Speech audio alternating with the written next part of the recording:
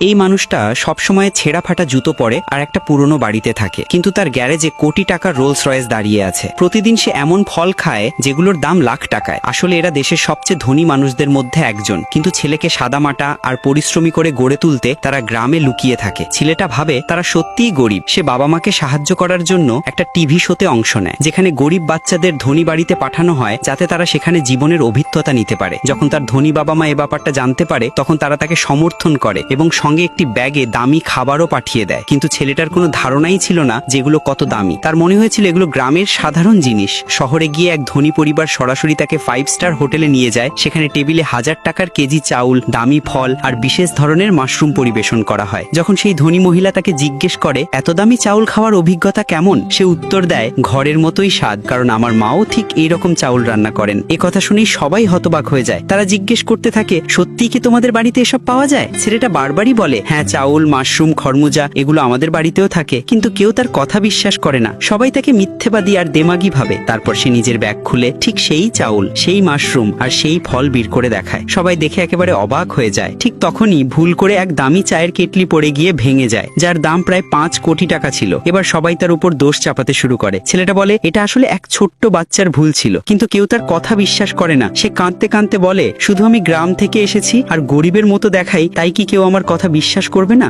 গরিব হওয়াটা কি অপরাধ? ঠিক তখন এক গার্ড এসে বলে,